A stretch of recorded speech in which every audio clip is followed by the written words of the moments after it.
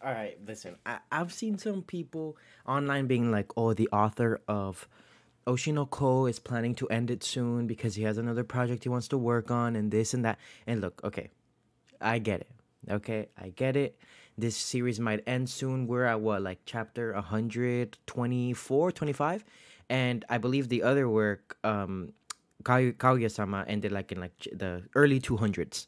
So if we're going based on that, then yeah, it makes sense. It makes sense that we're gonna end it within the next 100 chapters. However, in this video, I want to talk about 5 things that I feel like we must address. Okay, we have to address these 5 things before the series ends, because if we don't, then I'm gonna be left with either wanting a sequel or a spin-off, or I'm just gonna feel like these plot lines, they didn't resolve properly, and I freaking hate that. So obviously this isn't just 5 things.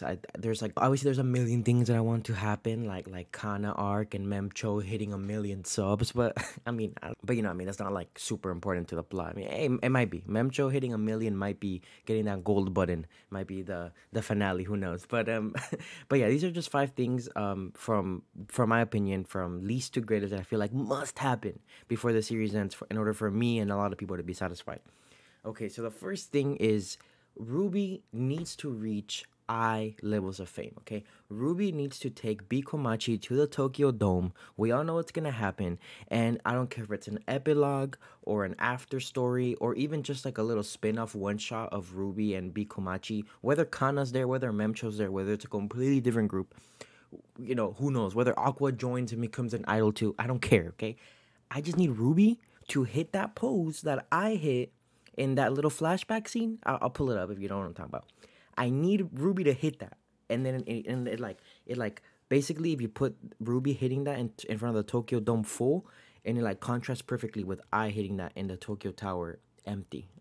Just imagine, just imagine. So yeah, I feel like that has to happen. That little scene, I think it's very important for Ruby's like development, and honestly, I feel like this is definitely gonna happen. This is one of the things that are most likely to happen, besides this other thing that I'm gonna talk about. So yeah, that's the first thing that I just need to happen. Second thing is AQUA. Man, AQUA, I just want to see AQUA happy. Okay, those like 10, 15 chapters where AQUA, like, those 10, 15 chapters where AQUA thought his dad died, and he was like, finally I can be happy, I can let myself go. I want AQUA, like, I want just like a chapter or two, maybe more if I could, more of just AQUA finally being able to live his life. Is he going to become an actor? It would be funny if he pursues medicine again.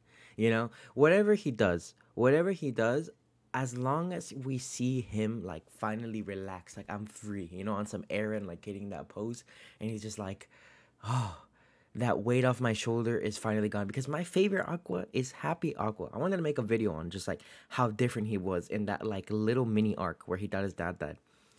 And yeah, just seeing AQUA happy is gonna make me happy, and I don't think we're gonna like necessarily focus on that, but I do hope we see a little bit of the aftermath when they eventually find the dad and potentially kill him. Now the third thing is kind of has to do with the second one, but I feel like this one is least likely to happen. But I want to see AQUA end up with Kana. Okay, that's my main ship here. Hey, you sister shippers, you stay away. Okay, you pack up. I mean, it could be Akane too. I really doubt we're gonna introduce a third party girl randomly this late into the series. I feel like all the characters we have already, like the main characters have been established, and any other character we introduce are gonna be very secondary, or just like they're just gonna help like plot devices pretty much. I really doubt we're gonna see a main character. Um, I mean, I could be wrong, but I'm pretty sure Aqua's main romance options are Kana and Akane, not Ruby. Okay, not Ruby. That's not Aqua. That's not him. But anyways, I really just want him, because I feel like, I don't know. I've reread the series, and I feel like Aqua does have feelings for Kana, and like that's why he's so standoffish with her, more than any of them. And I feel like the reason why I think Aqua chose Akane to like, oh, be my girlfriend, obviously yes, because she can be useful to him, but just because he didn't feel as strongly for her, so he didn't care as much if she got hurt. If that makes sense, that's headcanon. Okay, that's headcanon. I don't think Aqua's a bad person, but I feel like he wouldn't do Kana like that. So I really do think, obviously, Kana likes Aqua. but I do think Aqua has something there with Kana, and it's like hinted. So seeing them like hold hands or go on a date, honestly, this my number two, which is Aqua being happy, and my number three, which is Aqua dating Kana, could be like one chapter where they're going on a date and he's like happy. You know that I'm satisfied with that. I'm satisfied with that. Give me an epilogue where Ruby is performing in the dome and Aqua and Kana go on a date to see her, and then we see Ruby hit the post, and then we cut to Aqua and Kana duo with the light sticks. Just imagine, oh, just imagine. That would be amazing. So yeah, that's I want that scene to happen. And then okay, my fourth pick, obviously, let's get this one out of the way. Aqua and Ruby have to find the dad. And I really, honestly, I don't care. This is supposed to be a seinen series, and I need Aqua to kill the dad.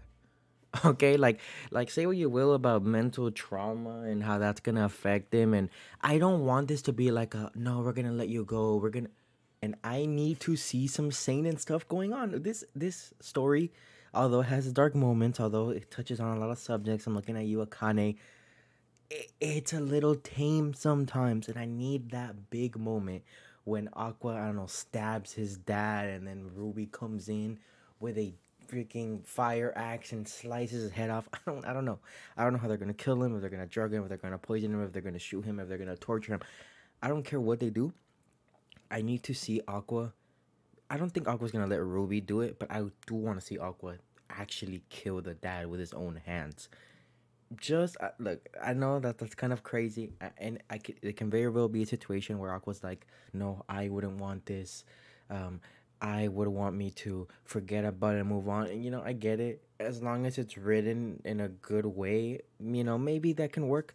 But me personally, I really want to see the revenge plot happen. I feel like very rarely do we see revenge plots like fully furnished, because usually the whole theme is like, oh, if you kill him, it's not gonna bring her back. Like, oh, if you do this, it's not gonna bring whoever you're trying to revenge back. And yes, that's usually what we're used to in media.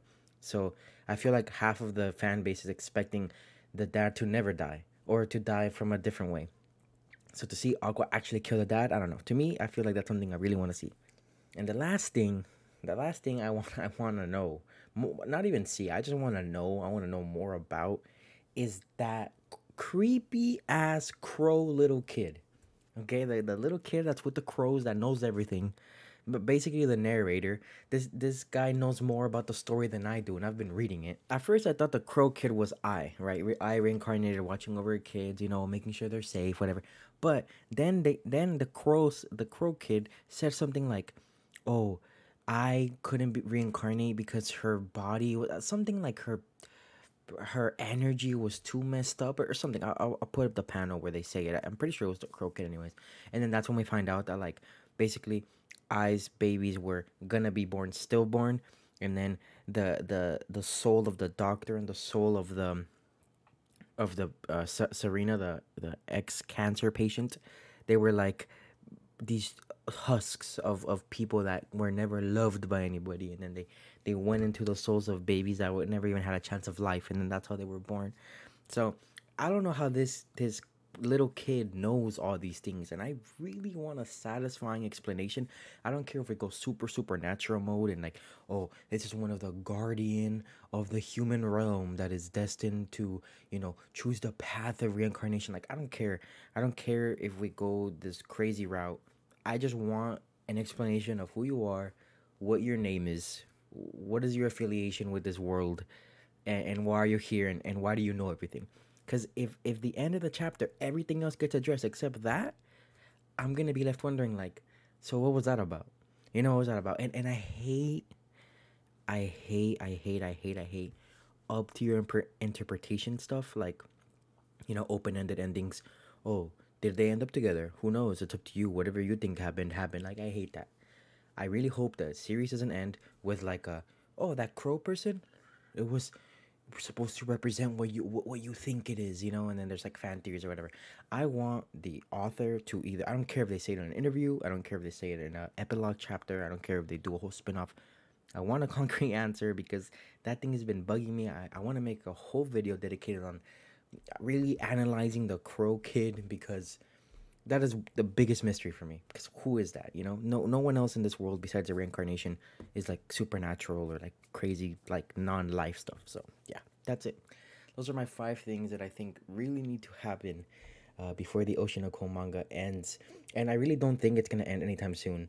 We're probably still gonna be at least a good year, because it's like around 50 to 60 chapters a year. So hopefully a little bit more than that, but I think at least a strong year of Oshi no Ko is ahead of us. Sorry for the lack of uploads, but I'll be around. I'll try to upload more often. Thank you. Bye.